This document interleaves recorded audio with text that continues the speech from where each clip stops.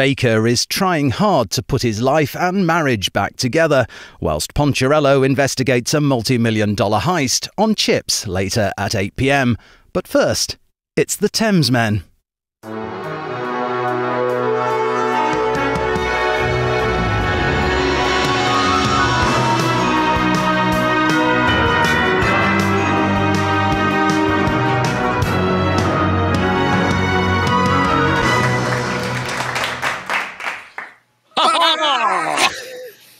We're back. How you doing? I'm good. We are, ladies and gentlemen, we're back. You don't know because it's internet time, but we've both been away, haven't we? Well, you've been to somewhere gloriously exotic, and I've been to England. Well, I posted on the Thamesmen Instagram account. Well, because it's so photographically perfect. Well, apparently I looked really moody, and I was actually at that point, you know. Why were you moody? Because it does not matter. One wasn't allowed to be moody down there. Yes, ladies and gentlemen, I went to French Polynesia. No wonder you got a nice tan. Well, you won't know I've got a tan. I'm going to peel and go grey back to my normal English colour. And how was the UK? Grey, yeah, lovely. I was driving with my son through Cornwall. Up to the sort of middle of England, and we counted 6 rainstorms in the whole journey, which was pretty impressive. I think that was a new record. Yeah. Could you move? But could you move back to the UK? Sometimes, some things are really good, but and it's nice to see the family and all that stuff. But there's other bits of it which are a bit crap at the moment. Well, I thought of you. I read this. Because, we are, ladies and gentlemen. Well, first of all, I am Alex, and I'm in San Francisco. I'm George, and I'm back in Los Angeles. And we are the Thamesmen. And I read here, and I'll put the graphic up about which animal could you beat in a fight, right? And this is which of the following animals, if any, you think you could beat in a fight if you're unarmed. And they have America versus British, right? So, rat. Do you think you could beat a rat? In a fight? Yes. Yes.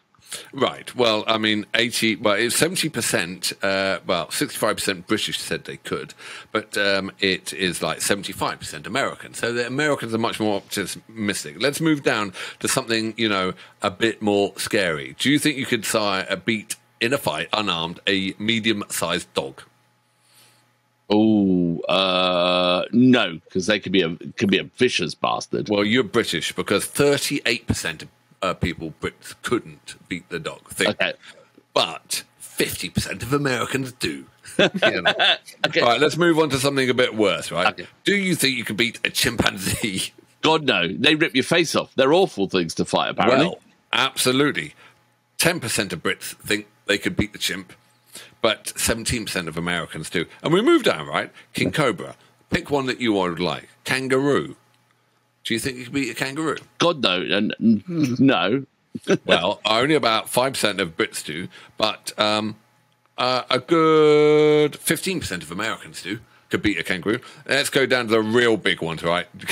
Could you beat a gorilla? Not a hope in hell. Not unless it was a pacifist, Nope. No Englishman would have said they could beat a gorilla, and yet 9% of Americans think they could beat a gorilla. But I think that the answer to that might be that the Americans are presuming they're going in with their automatic weapons. No, it says if you are unarmed. Just pure optimism. They don't hear that. They just hear, can I have a fight? I'll get my AR-15 out. Americans win on optimism. Let's pick one of the biggest ones of them all, right? A whale? Could you beat, George, unarmed, in a fight, an elephant? You see, actually, I think an elephant is less scary than a gorilla because they're not like known fighters. Elephants, gorillas, yes, but you could punch a gorilla, right, and get a lucky. No, you could get a lucky punch. You can't do anything against a giraffe; it will just whip you. A giraffe or an elephant? An elephant. An elephant will just and just smack you. I think if you hit an elephant, it wouldn't even notice. It'd be like. All right, so what percentage do you think you could be, if I put you in the arena in Rome up against an elephant, do you think you could win? No, obviously not. No. 9% of Americans do. And how do they think they're going to win that exactly? Optimism. Cunning. Sheer cunning. Just optimism. They're going to go in it. And that's the difference between English and Americans. They're just full of optimism. I respect any nation that thinks they could go into an arena unarmed and take on and beat an elephant. There's one worse. It's a good lesson to be learned there. I think you've got a good point there. Yeah, there's one worse. Yeah. Grizzly bear. No, you don't stand a chance. They're no, never, you know. 5% of Americans think they could take on a grizzly bear and win, I tell you. I love the Americans. Anyway. What we got tonight, sir? I have no idea. What have we got tonight? Actually, I do know, actually. Yes, it's something that is new and original to us. So it is called Nita Strauss with Alissa White-Gluz of Arch Enemy. So, and the track is called The Wolf You Feed. Wolf. Do you think you could beat a wolf? No, God, no. It's a big dog, isn't it? We already established I couldn't beat a medium dog. 5% of Brits do think they could beat a wolf. Really? Yep. 12% of Americans do. they could take on a wolf. Is there any animal there where the Brits think have more optimism than the Americans? Oh, no. No, not one. No, the nearest one that is like very, very close, like a gnat's hair, is house cat. Apart from that, I mean, and the biggest one, and I think America have totally underestimated this. The biggest delta spread is on goose. Now, the 61% of Americans think they could beat a goose unarmed in a fight. And yet, right, 44% of British do. And I tell you now, if you ever want to get security for your house, don't get a camera. Don't get an Alsatian. Don't get a pincer. Get fucking geese. I tell you, because remember Sasha and her house up at Clement? They had geese. I grew up with two geese. We had two geese. They're called Beatrix and Benedict after a Shakespeare play. I would not get out the car when they were flapping and honking. Oh, no. I had to go feed these bastards, and they were terrifying. And the big one, Benedict, would like chase you with his wings flapping, and you'd run down the garden with this thing coming after you. You'd be like, no, not hanging around with that. And it's so ingrained in the Brits, right? If every nation has an irrational fear, this is a British one. Geese. Every Englishman knows that a swan can break your arm. It's true, isn't it? It's like we were. Who do you know in history has ever had their arm broken by a swan? Well, it's one of those things that you expect to happen more in your life when you're a child. That at some point in your life you're going to have your arm broken by a swan. But in fact, do you know anyone who's had their arm broken by a swan? No. It's an irrational English fear. It's like, oh, don't go there. They could break your arm. Yeah. No one in the history have ever had their arm broken by a swan or a goose, probably.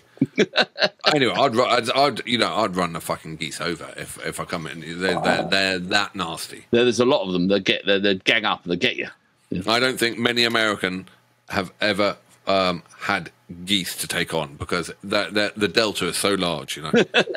It's anyway, not like I do apologise. Where were we? The name of the track? It was called The Wolf You Feed, not The Goose You Fed. No. And I could read some notes. We have our Chris, the curator, has come up with some handy-dandy notes for us. What do you think? Ooh, handy-dandy. Handy-dandy. He is, the notes say, a descendant of Austrian composer Johann Strauss. Nita is ranked as #1 female guitarist. You should know by Guitar World, and was the first female guitarist to have a signature Ibanez guitar.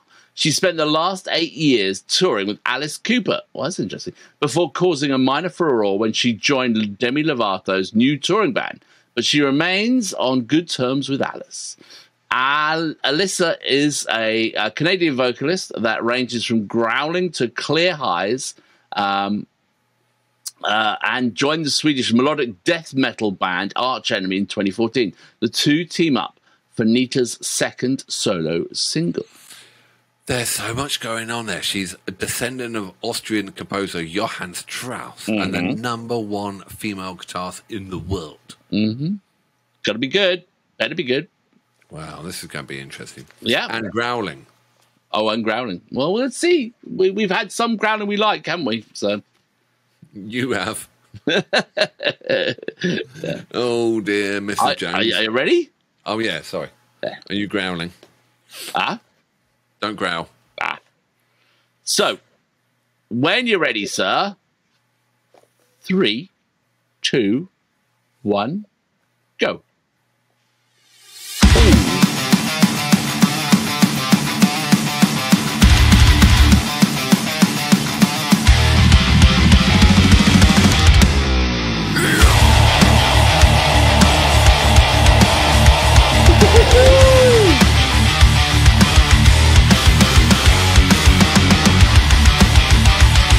Love it.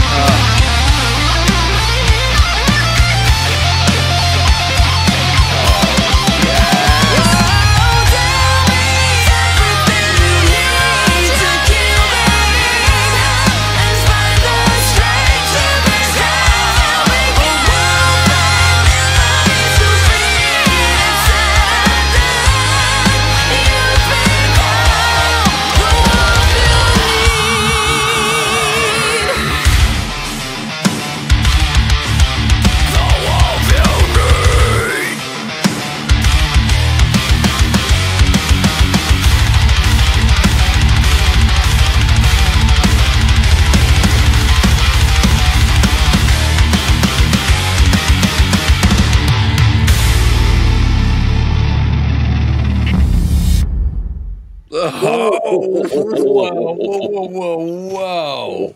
Wow, that's a way to wake you up for the day. I was going to say that, get your jet lag out of your ears. Oh, shit. I'm going to call it out now. I love it. Yeah, it was definitely, I had to warm up to it. And then, they're impressive, those two. Really impressive. Tell you what, I wouldn't want to be down a dark alley with her. You know what I mean? I mean, 1 minute she's all nice and that it's all dark and everything. You're thinking, just like, I'll be out that alleyway before you can say, boo. I still can't, because we had those from some other tracks. Juniper. Not juniper. Ginger. Ginger. I still can't quite believe that a voice like that comes from someone like that, if that makes sense. I don't think. Hopefully, that's not sexist or like judgy or anything like that. But it's just so different, from what you. Yeah, but then you get some male vocalists like the drummer from Queen, who sings like a prepubescent 9-year-old. Yeah, right. I suppose so. Yeah. I mean, like, and obviously she's trained. I mean, that girl Ginger, apparently she doesn't mess her throat up at all. Right. But that was, I think that was better than Ginger. Well, there were so many different elements. The growling is hard to get into, but when she switched to the clear stuff, I loved it. Yeah, that contrast was amazing, and I can see what they mean about being a great guitarist. That was amazing. It wasn't just speed. She started off really slowly, and then she was picking really interesting runs of that guitar. Yeah. Now, I have a question about the guitaring. The guitar for this style of music. Is it like Ibanez is like the sort of the default guitar for sort of speed metal type material? I mean, because you don't see, or maybe I'm just don't see enough. You don't see them like on a sort of Fender or a Gibson, or is Ibanez like the go-to for speed metal, or is that just it must be, because very good question, because if you think of anything rock, you can have a Les Paul gold top, and you're gonna have a Fender stack behind you, Marshall stack. Yeah, Les Paul, so that's your 70s rock, and that's kind of that era. You're right, maybe it is, and I don't know why. Maybe the guitarist could tell us why that combo works so well. Is it because is there a sound to it, or is there an action on it, or is it just the sort of a fashion to it, or something like that? Yeah, you're right. It could be a fashion. It's because it's definitely more futuristic style. Anyway, her guitaring was fantastic, and I don't know what Johan says. I'm sure Johan's looking down and thinking absolutely fantastic. Strauss. I'm going to go back and I'm going to be listening to that again, because there's one point when it all built up and she was in the clear vocal range and she did that guitar solo, and there were loads of amazing overdubs at the top as well, and it was really good. It was really high quality, really fantastic, and I had never heard of this before. I love it. Yeah, got a great video as well, like a really good showcase, looked great, sounded great. It was definitely, and I had no idea it even existed. So if it was a banger or wanger, what sort of banger would it be? Oh, that's definitely a banger. I mean, having just come from England, Cumberland, I had my fill of Cumberland sausages, and so it's a Cumberland. I think it's a surprising banger. It's not what you think. It's going to be a little bit rough, but then it turns out to be very nice. And that could be a well-cooked Cumberland. Well-cooked Cumberland, huh? That's it. There. A well-cooked Cumberland, ladies and gentlemen. Fantastic. And that's probably one of the highest sausages you can get. Yeah, high praise indeed, sir. High praise indeed. So is there any more Nita Strauss we should be doing? And if so, could you also pick out something that is going to absolutely blow her guitars, blow me away with her guitar playing? Because I love that, and I wanted that solo to carry on for another 10 minutes. I really did. Yeah. So is there a track, if she's the #1 female guitarist in the world, I would like to see a track that really showcases that. Please put it down there. Once you subscribe, then put it down there. That would be really fantastic. Get in the right order. Yeah. Excellent. Well, all right. Excellent. Well, I'm off to fight a goose. I'm off to run away from a goose because I've learned my lesson. Because they break your arm. That's the swans. Distant cousins. All right. Yeah. No, then. Maybe. They flap. If you're an expert on swans, put it down there. He can't. He's got a broken arm. I've got my arm in a sling. They're poking with his nose. They break your bloody arm. Bastards. All right. Honk, honk. See you on the flip side.